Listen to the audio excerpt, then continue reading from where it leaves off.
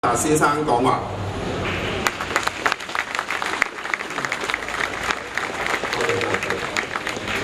我係吳漢，尊敬嘅澳門特別行政區行政長官何華先生講啦。尊敬嘅澳門特別行政區社會文化司司長許世安先生講啦。尊敬嘅葡萄牙駐澳門總領事歐廷瑞先生。尊敬嘅澳門教區黎鴻升主教，尊敬嘅中央人民政府駐澳門特別行政區聯絡辦公室協調部李正橋副部長、余正巧副部長，尊敬嘅社工局局長葉景權先生，尊敬嘅各位嘉賓、各位會員、女士、先生們，今日非常高興同埋榮幸喺呢一度仁慈堂盲人重建中心迎接眾多嘅嘉賓，各位嘅來臨係標誌着對仁慈堂嘅一個支持，尤其是係對我哋中心盲人朋友嘅一個支持。事實上，佢哋係極需要我哋嘅愛護、了解同埋接受嘅。喺呢一度，我謹代表澳門仁慈堂同仁，尤其是本中心嘅失明人士，向各位嘉賓表示熱烈嘅歡迎同埋誠摯嘅謝意。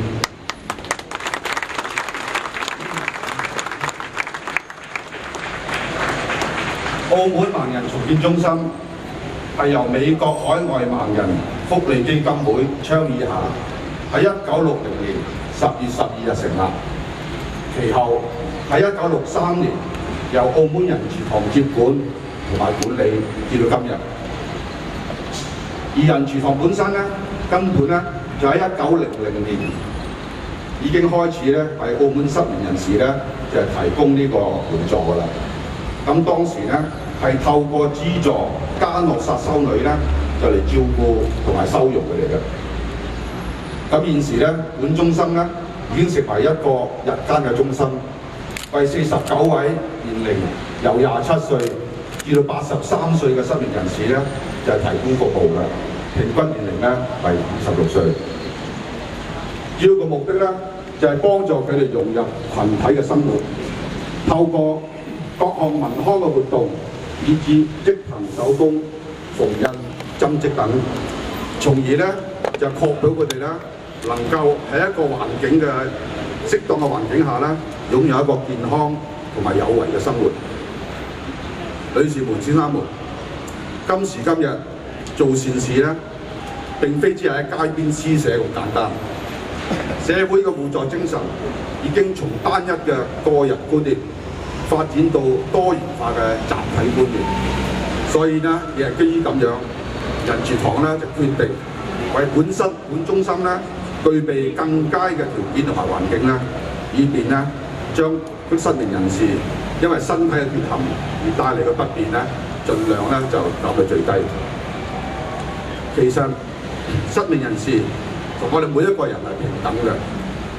喺現今注重發展嘅社會，失明人士亦係與所有人一樣享有同等嘅權利。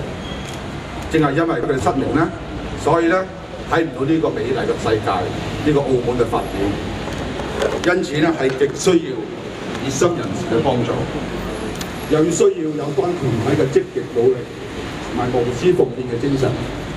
當然，亦需要到民間同埋政府嘅共同參與同埋推動。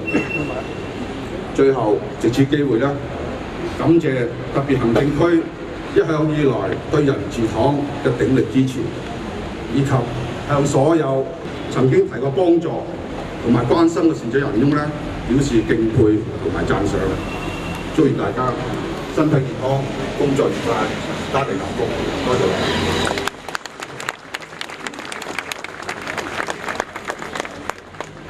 Senhor chefe executivo da região administrativa especial de Macau, Dr. Alvar, Excelência. Senhor secretário das Assuntos Sociais e Cultura, Dr. José Saion. Senhor Cônsul-Geral de Portugal em Macau, Dr. Pedro Montino Almeida. Reverendíssimo Bispo da Diocese, Dr. José Leite. Senhor Li Jiang-Qiao, subchefe do Departamento de Coordenação do Gabinete de Delegação do Governo Popular Central, na região administrativa especial de Macau. Senhor Presidente do Instituto de Ação Social, Dr. Yipeng Kun, ilustres convidados, caros irmãos, minhas senhoras e meus senhores. É com grande honra e satisfação que recebemos hoje, deste Centro de Reabilitação de Cegos da Irmandade, a visita de tantos ilustres convidados, o que interpretamos como um sinal de apoio para a Santa Casa da Misericórdia e, sobretudo, para os deficientes visuais que merecem todo o nosso carinho, compreensão e aceitação. Em nome da Irmandade e no dos utentes deste centro, damos as nossas boas-vindas e expressamos os profundos agradecimentos pela vossa honrosa presença. O Centro de Reabilitação de Cegos, criado em 12 de outubro de 1960, sob os auspícios da American Foundation for Overseas Blind, é dirigido e administrado pela Santa Casa da Misericórdia desde 1963. Refere-se que o auxílio que a Santa Casa vinha prestando aos invisuais data do ano de 1900, quando a instituição começou a subsidiar as irmãs canucianas que os recolhiam e sustentavam.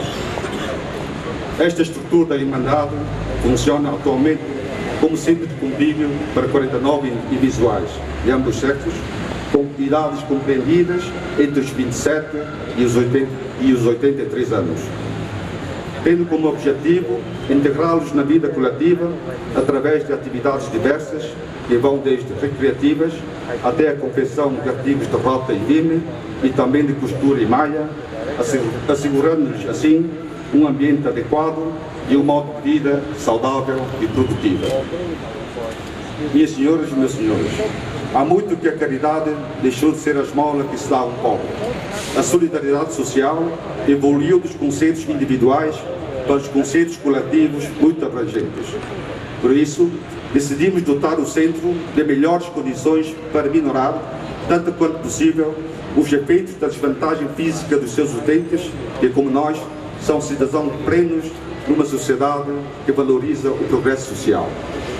Pelas suas deficiências, esta minoria precisa do apoio de todos, sobretudo de natureza afetiva. Precisa também da vitalidade e voluntarismo das associações e, obviamente, do empenhamento solidário e conjunto da sociedade civil e do governo. Finalmente, aproveitamos esta ocasião para agradecer o apoio que o governo da CAIEM tem concedido para as ações da Irmandade, bem como expressar o nosso apreço e reconhecimento a todos aqueles que se têm dedicado ao bem-estar dos visuais deste centro. A todos, com os nossos votos de saúde e as maiores felicidades. Uma vez mais, muito obrigado pela vossa presença.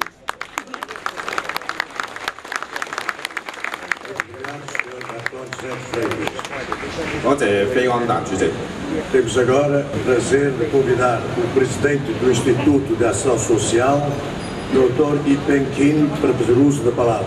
現在恭請澳門社會工作局局長葉炳權先生致辭。